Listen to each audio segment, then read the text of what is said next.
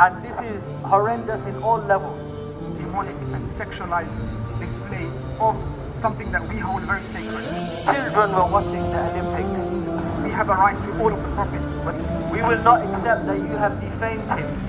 Bismillah, alhamdulillah, wa salatu wa salamu ala rasulillah. We're here today in front of the French embassy, the symbol of the French government in the UK, to make a stand and defend the honor of our prophet Jesus, Isa alayhi salatu wa salam. And everybody knows that in the beginning of the Olympics, in the opening ceremony, there was a disgusting, demonic and sexualized display of something that we hold very sacred. Not just us, but billions of people around the world, Christians and even other faiths, hold Jesus in very high regard.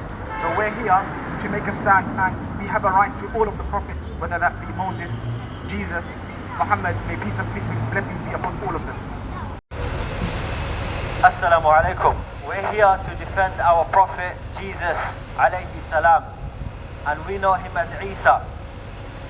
Because in the Olympics we saw the horrific sights of how they depicted Jesus in what they call the Last Supper.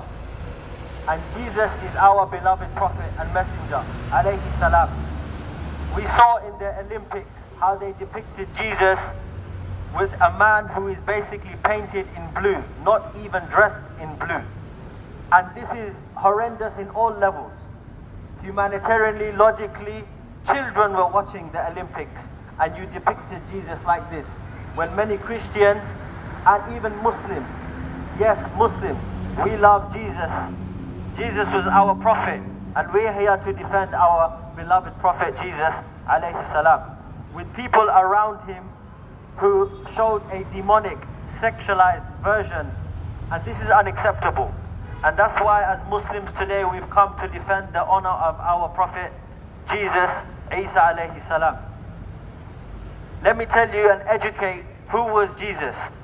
Jesus was a righteous man, and Jesus' mother was righteous as well and pure. We know that Virgin Mary had no male intervention, rather it was a blessing from God Almighty.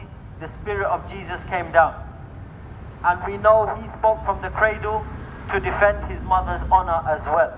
And even in terms of educating you about Jesus, he never claimed to be God. Yes, he cured the leper.